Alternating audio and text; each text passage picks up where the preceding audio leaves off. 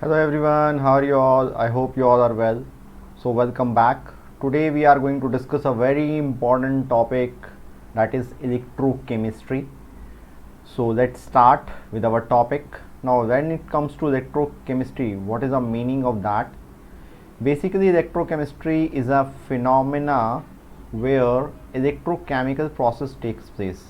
Now when I say electrochemical process, it means that where electricity and the chemical reactions together are involved. So basically when we are going to study about the electrochemical process, we are dealing with the electrochemistry. So it's a branch of chemistry where we deal about the electrochemical process. Okay. Now electrochemical process may be of two types. On the basis of that, they are divided into two parts. One is electrochemical itself and other is known as electrolysis. Now electrochemical means it's a very common phenomena which you must know, that where chemical reaction results in the production of electricity. Basically we perform the chemical reaction for the production of electricity, or if you remember, we can, the principle of the basically cell or the battery is based on electrochemical phenomena, okay, where we perform the chemical reaction to produce electricity. Okay, the chemical reaction is performed inside the cell or the battery to perform the electrochemical phenomena to produce electricity. The second process is electrolysis, where electricity can be used to perform chemical reactions. Okay, various chemical reactions are conducted with the help of electricity. If you remember, the electroplating of the iron surface to prevent rusting, that is one of the method you have done in the previous classes. Okay, and the metallurgy of the metal, where we have done the electrolytic refining. So there also electrolysis process is used, where we use the electricity to perform chemical reaction. So these are the two different parts of the electrochemistry. So we are going to do one by one. First of all, we are going to deal with the electrochemical phenomena, where we are going to study about the electrochemical cell, its construction and working. So let's start one by one. So first of all, we are going to start with the electrochemical cell. Now when it comes to electrochemical cell, what is the meaning of electrochemical cell? Basically electrochemical cell is a device which convert chemical energy into electrical energy. Okay, where chemical energy is converted into electrical energy. So the device which is used for this purpose is known as electrochemical cell. So electrochemical cell is a device where the chemical energy is converted into electrical energy. Now we are going to have many examples of electrochemical cell, but we are going to see the construction of one of the common electrochemical cell, which is also known as galvanic cell. Galvanic cell. So let's see the construction of the galvanic cell, and first of all we are going to see its construction. Okay, so when it's come to the galvanic cell will be having two half cells together. Okay, two half cells with different electrodes and different electrolytic solution. Okay, electrolytic solution, if you remember, means the type of solution where we can pass the electricity through it, and ions are basically present in this kind of solution. So let's see one by one. So suppose this is the one of the container of the galvanic cell. This is the first container of the galvanic cell. Okay, and suppose this is another container of the galvanic cell.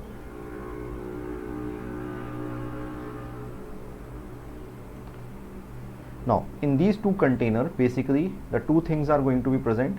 First is going to be the electrolytic solution. Okay, so electrolytic solution will be present in the two different containers like this. This is basically the electrolytic solution. Okay, and with that the two metal electrodes will be present inside the electrolytic solution. Suppose this is the first metal electrode and this is the second metal electrode which is dipped inside its electrolytic solution. Okay, now these two metal electrodes are connected together with the help of a conductor which will be a copper wire. Okay, so copper wire is going to be used for connecting these two electrodes like this. Okay, a copper wire is going to be used, and in between the copper wire we are going to keep one voltmeter. Okay, why we keep one voltmeter over here? Because voltmeter will be used to check the flow of current between the two electrodes. Okay, so let's see which are these two electrodes made up of.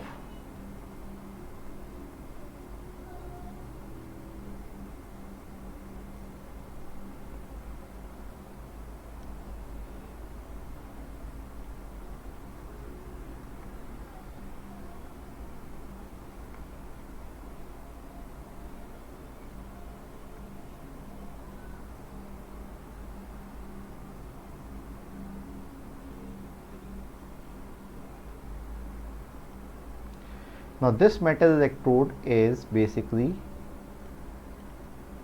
zinc metal electrode in the galvanic cell, and it is dipped inside the aqueous solution of zinc sulfate. Okay, the aqueous solution of zinc sulfate will be used for this process. Okay, while the other electrode is made up of copper. Okay, and it is dipped inside the aqueous solution of copper sulfate.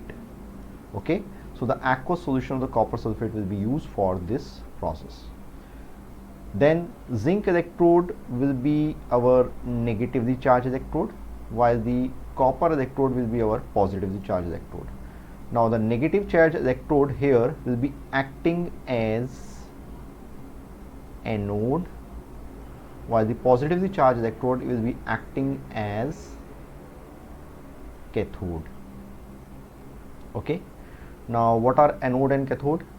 Anode is a electrode basically where always oxidation takes place. Okay, oxidation will take place at anode, while the cathode is an electrode where always reduction may occur. Okay, reduction will take place at cathode. Okay, now when we are keeping our anode and cathode, we should keep in our mind that the anode should be made up of that metal electrode which is more reactive as compared to the other which is kept at cathode. Okay, that we are doing here. Now that is how the metal electrodes are connected together and how it is how they are submerged inside the electrolytic solution. One more thing is present in this galvanic cell. Okay, which is a very important thing, which is used to basically connect, or which is used to maintain the concentration of the electrolytes which are present in the two different electrolytic solution. So that substance is known as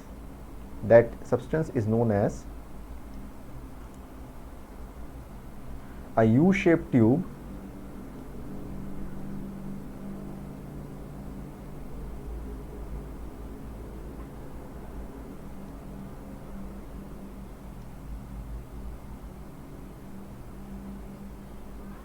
this kind of tube is going to be there. Okay, which is basically a U-shaped tube, and this U-shaped tube is known as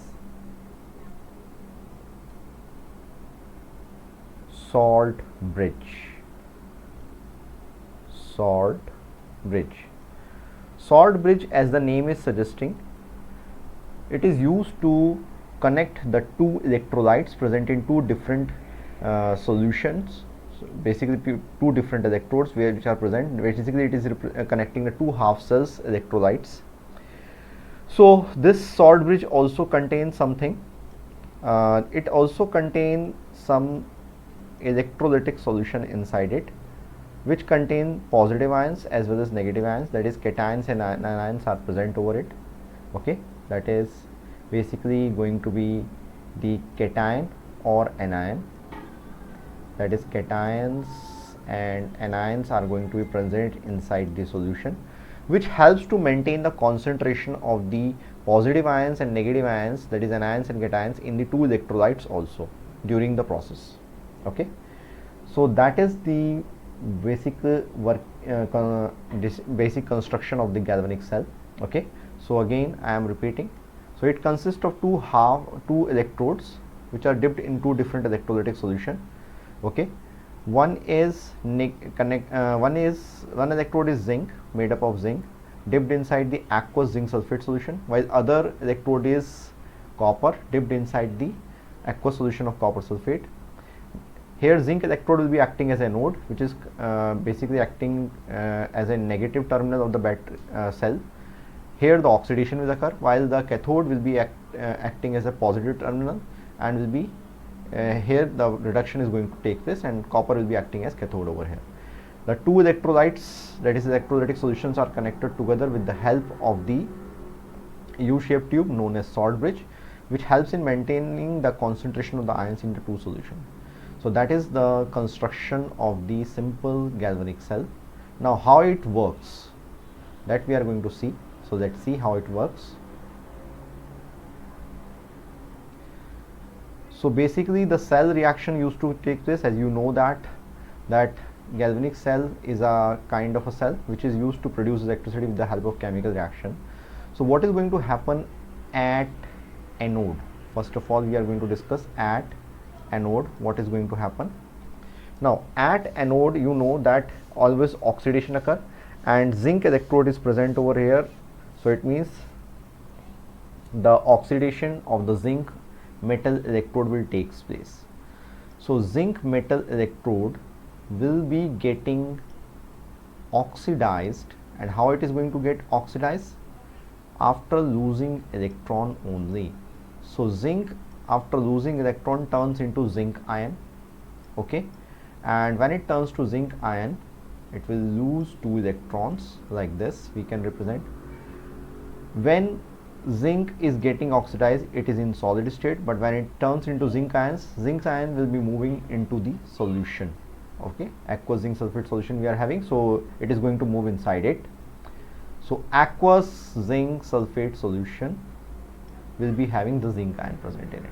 Now what will happen now? When zinc ion will start losing electron, the concentration of the electron will start increasing at this end.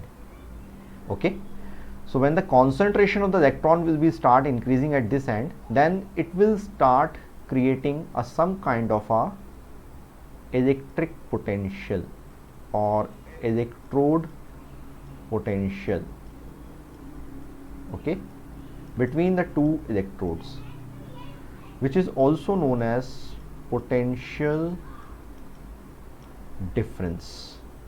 So potential difference is basically going to be created between the two electrodes when concentration of electron will be increasing at one end as compared to the other, because already I had told you that the zinc is going to be more reactive as compared to the copper, so it will be start losing electron, and the oxidation results in the increasing concentration of the electron at the negative end. So when the concentration of electron will start increasing, what is going to happen? The electron will start moving from this end to the other end, that is from negative end to the positive end. Okay, and you know that when the electrons will be start moving from one end to another end, then it means some kind of a work will be done, which creates the or which develops the electric current in the circuit, and electric current, suppose I, will start flowing from cathode to anode, and that is how the electric current is produced. So this is the reaction, which is a major reaction, because of which this process starts. Now what is going to happen at cathode, that also we need to discuss. At cathode, what is going to happen? At cathode, already as discussed, that reduction is going to take place. So when that excess of electron will start moving toward the cathode from anode, then at cathode the copper ions which are present in the solution, okay, copper ion which are already present in the aqueous solution of the copper sulfate, will start gaining those electron, and when they gain those electron, you all know that reduction will take place, okay, because gaining of electron is known as reduction, and it results in the production of a solid copper, okay. The solid copper is going to be produced, and that solid copper will be deposited at the copper electrode. So the copper electrode start getting thickened, okay, while the zinc electrode will start getting thinner, okay. So that is how the circuit got completed and the electric current is produced. But one problem is there. Problem is, when the zinc electrode will start losing the zinc ion, then the zinc ion will start increasing in the zinc sulfate solution, while the copper ions which are present there, after getting reduction, will be deposited at the copper electrode. So the concentration of the copper ion will start decreasing over there. So in order to maintain this concentration of the ions, like here, as you know, excess of cation are there, so anion will start moving from this end, anion will start moving, okay, that is negative charge ion will start moving over here. Flow of anion will take place from salt bridge to the zinc sulfate solution, and on the other hand, where the positive ions start decreasing, there the positive ion, that is cation, will start flowing from the salt bridge into the solution like this, and hence maintain the concentration of the positive ion in the solution. That is how the salt bridge will work, and that is how the electric current is produced in the whole process. Now I am writing the final equation. Now what will be the final equation over here? When you add these two equations, the equation will be like this: zinc, which is in solid form, combined with copper ions, which is in aqueous form, okay. Now you know that copper ions are getting reduced while the zinc metal is getting oxidized, so it will turn into this aqueous zinc ion, and copper ion will turn into solid copper. Now where the electron will go, because when we add these two reactions, the electron will get cancelled, okay. So we need to see that whether the number of electrons are same on both the equation, because in the final equation it is required to be cancelled. If it is not equal, then you have to make it equal by multiplying with suitable coefficient, as we have done in the case of the redox reaction balancing. So if you want to balance the redox reaction, then you have to maintain the number of electrons same on both the half reactions, okay, because this is one half cell reaction, this is at anode the first half cell reaction, and this is the second half cell reaction. So because of this reaction, the electricity will be produced in the following cell, and that is how the phenomena will take place. So this is known as electrochemical phenomena, okay. Now how we represent this cell? Now for representation of this cell, like if it is, I am representing over here, like zinc is there, okay, solid zinc we are having, then we are separating it with the zinc ion, okay, because it is getting oxidized and the ions are moving into the solution. Then the two half cells, this is first half cell, so this half cell is separated from other with the help of this line, which is salt bridge, okay, where copper ions are present, okay, in the aqueous form, and they are getting reduced to solid copper, so that is separated also. So that is how the cell representation will be there for this cell. This is the cell representation, okay, for the cell. For every other cell you can do like that, okay. So this is a way of representing the cell, and that is a way of finding the electric current, okay, or producing the electric current by having the chemical reactions. So that is about the electrochemical cell. Now that is all for today. So in our next class we are going to discuss further about the electrochemical cell, how the electrode potential, we measure the electrode potential of the cell, and how we find the electrode potential of the cell, and a lot of things related to that we are going to do in the next video. So that is all for today, okay. Goodbye students, just go through this video, like the video, share the video, subscribe to my channel, okay. See you, bye bye, next time, see you next time.